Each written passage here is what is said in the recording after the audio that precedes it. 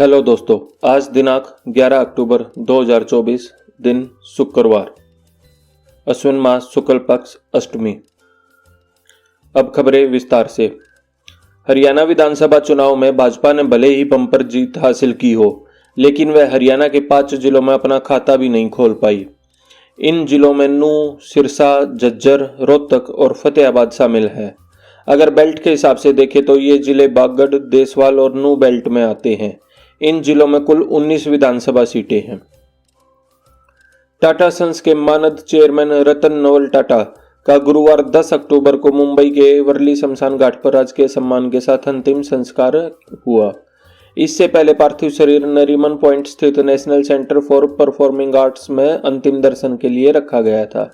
यहां से उनकी अंतिम यात्रा वर्ली के शमशान घाट पहुंची। अंतिम संस्कार के पहले उन्हें गार्ड ऑफ ऑनर दिया गया था। रतन टाटा की विदाई के बाद सवाल उठता है कि अब टाटा ग्रुप की विरासत कौन संभालेगा। सवाल इसलिए भी क्योंकि रतन टाटा ने अपना उत्तराधिकारी नियुक्त नहीं किया। अभी समूह की सबसे बड़ी कंपनी टाटा सन्स के चेयरमैन एन चंद्रशेखरन है, लेकिन इससे भी ऊपर टाटा ट्रस्ट है, जिसकी कमान टाटा परिवार के सदस्य ही संभालते रहे हैं। निधन से पहले तक रतन ही टाटा ट्रस्ट के प्रमुख थे। हरियाणा के रोहतक के कलानौर स्थित जोगिंदर व्यायामशाला द्वारा आज कलानौर में विशाल कुश्ती मेले का आयोजन किया गया, जिसमें दूर दराज से आए पहलवानों ने अपने दमखम का परिचय दिया। इस दौरान अनेक प्रकार की इनामी कुश्तियों का आयोजन करवाया गया, जिसमें कृष्ण अखाड़ा से पहलवान अंजलि, खानपुर व महादेव एकेडमी से पहलवान पुष्पा के मध्य आयोजित हुई 21,000 रुपए की इनामी कुश्ती बराबर रह गई। पंजाब के मोहाली में इन्वेस्टमेंट पर उच्च मुनाफा दिलाने के नाम पर बिल्डर और डीलर ने एक युवक के साथ 7 लाख रुपए की धोखाधड़ी को अंजाम दिया है। लालच देकर पहले से ही कई लोगों को ठग चुका खरड़ का बिल्डर एक और धोखाधड़ी के मामले में फंस गया। बिल्डर अमित गुप्ता पहले से ही कई मामलों में नामजद है। पंजाब के नए चीफ सेक्रेटरी के.पी. सिन्हा ने आज वीरवार को अपनी जिम्मेदारी संभाल ली। इस मौके होम सेक्रेटरी समेत तमाम सीनियर अधिकारी मौजूद रहे। वहीं के.पी. सिन्हा का कहना है कि जो जिम्मेदारी सरकार ने उन्हें सौंपी है, उसका वह पूरी निष्ठा से पालन करेंगे। लोगों को पारदर्शी और बिना किसी परेशानी से मूलभूत सुविधाएं मुहैया करवाई जाएंगी। राजस्थान के मुख्यमंत्री भजनलाल शर्मा ने गुरुवार को गृह विभाग की समीक्षा बैठक ली। इस दौरान सीएम ने कहा, अपराधियों में पुलिस का खौफ इतना होना चाहिए कि या तो वे अपराध छोड़ दें या प्रदेश छोड़कर चले जाएं। प्रदेश में कानून व्यवस्था को बनाए रखने के लिए पुलिस पूरी सतर्कता और मुस्तैदी के साथ काम करे। मध्य प्रदेश में 3 सीनियर आईएएस के तबादले। उपचुनाव की तारीख का ऐलान होने के पहले श्योपुर कलेक्टर लोकेश कुमार जांगिड को हटा दिया गया है। जांगिड सीधी भर्ती के आईएएस हैं और अब उनकी जगह 2013 बैच के प्रमोटी आईएएस अधिकारी किशोर कान्याल को श्योपुर कलेक्टर बनाया गया है। झांसी में बेटी की सगाई से 2 दिन पहले पिता ने सुसाइड कर लिया। परिवार का कहना है कि आर्थिक तंगी से वे परेशान थे। फसल खराब देखकर खेत पर ही पेड़ पर सुसाइड कर लिया। पिता की मौत के बाद बेटी की सगाई को टाल दिया गया। पुलिस ने शव कब्जे में लेकर मामले की जांच पड़ताल शुरू कर दी है। बिहार के भोजपुर में एक 9 महीने के बच्चे की चोरी के बाद उसकी हत्या कर दी गई। मासूम का शव गुरुवार सुबह नाले के किनारे झाड़ी में पड़ा मिला। परिजनों का कहना है कि मुंह नाक बंद कर बच्चे की हत्या कर दी गई। मृतक तियर गांव निवासी विकास कुमार का बेटा युवराज कुमार है। युवराज राखी में अपनी मां के साथ नानी घर आया था, तब से वह वहीं रह रहा था। झारखंड के धनबाद जिले के धनसार थाना क्षेत्र अंतर्गत चांदमारी मांझी बस्ती में बीसीसीएल कर्मी ने बेड़ा कोलियारी के कर्मचारी पर रिश्वत मांगने का आरोप लगाया है। वहीं पीड़ित परिवार ने मीडिया को बताया कि बेड़ा कोलियारी के कर्मचारी काजल बोरला ने मेडिकल रिलीफ बनाने के लिए 30,000 रिश्वत मांगी थी। दिल्ली के वसंत वैली स्कूल और संस्कृति स्कूल के 3 बच्चों ने बेहद सस्ता एयर प्योरीफायर बनाया है। यह एयर प्योरीफायर कम दाम पर हवा को साफ करेगा। इसकी खास बात यह है कि यह प्योरीफायर ऐसा फिल्टर है जिसे किसी भी टेबल या वॉल फैन पर लगाया जा सकेगा।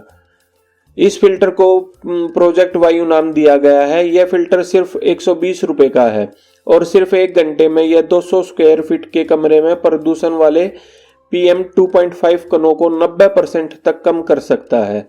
एक फिल्टर रोजाना 12 घंटे के इस्तेमाल में 3 हफ्ते तक चल सकता है।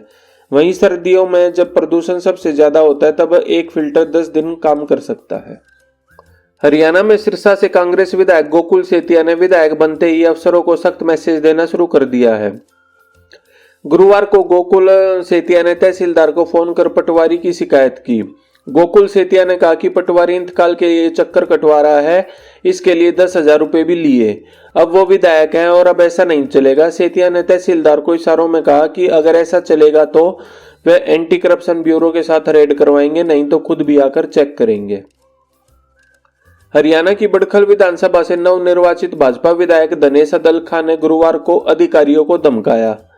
अधिकारियों के साथ बैठक में धनेश अदलखा ने कहा, 5 साल तक मुझसे झूठ मत बोलना, मैं विधायक रहूं या न रहूं किसी को नहीं छोड़ूंगा। जब तक मैं यहां हूं सब पर नजर रखूंगा। पंजाब के मुक्तसर के अब्दुल खुराना गांव में वैन और बाइक की आमने सामने की टक्कर हो गई, जिसमें एक की मौत हो गई जबकि एक गंभीर रूप से घायल है, जिसे उपचार के बाद रेफर कर दिया गया। बाइक सवार दोनों युवक शेरावाली गांव के निवासी हैं। पंजाब के बरनाला की एक लड़की ओमान देश में फंस गई है, जहां उस पर अत्याचार किया जा रहा है। लड़की की मां का कहना है कि ओमान में फंसी बेटी के साथ मारपीट की जा रही है और उसकी बेटी मदद की गुहार लगा रही है। उन्होंने कहा कि विदेश जाने के बाद उनकी बेटी पर काफी मुश्किल में है। बेटी गीता द्वारा विदेश से रिकॉर्डिंग भेजी जा रही है और वह लगातार बचाने की गुहार लगा रही है।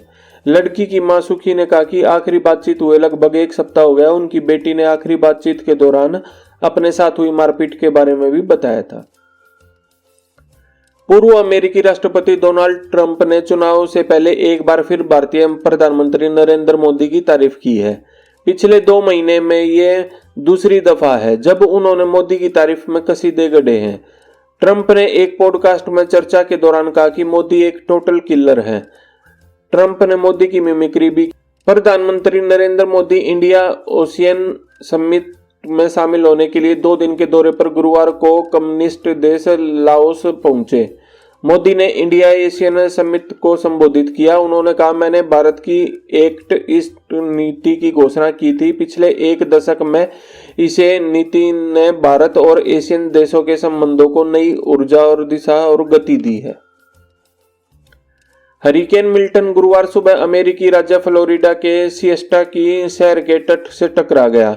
इससे फ्लोरिडा के सेंट पीटर्सबर्ग में पिछले 1000 साल की सबसे ज्यादा बारिश हो गई। यहाँ 3 घंटे में 16 इंच बारिश हुई है, जो 3 महीने में हुआ करती थी।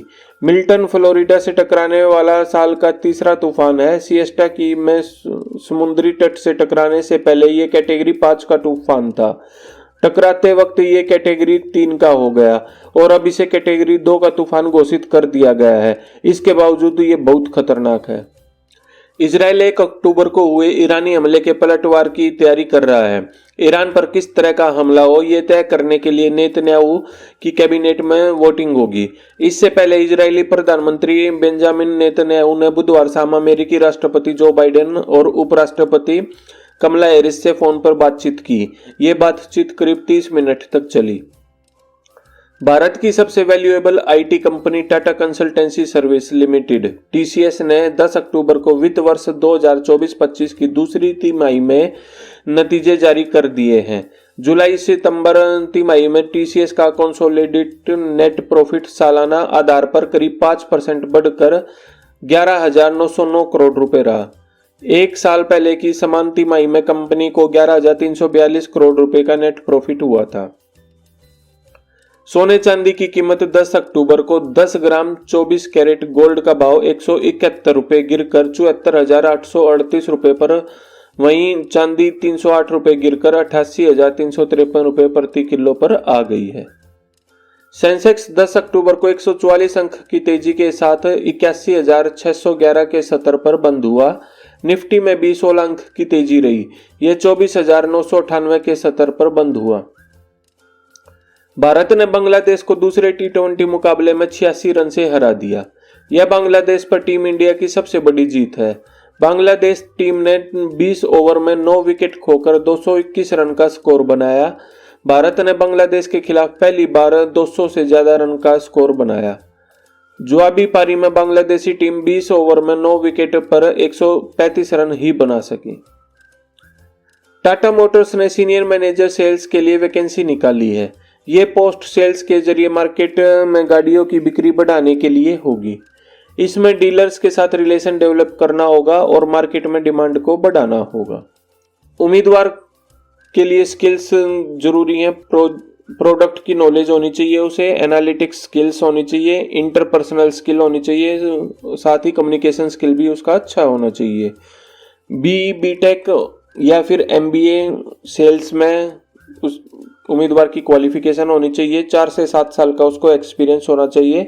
ऑटोमोबाइल में एक्सपीरियंस, सेल्स एंड मार्केटिंग में एक्सपीरियंस को प्रेफरेंस दिया जाएगा। तो दोस्तों, आपको हमारी ये वीडियो कैसी लगी? अगर आपको हमारी ये वीडियो अच्छी लगी हो तो लाइक, शेयर और सब्सक्राइब करना ना भूलें। Thanks for watching.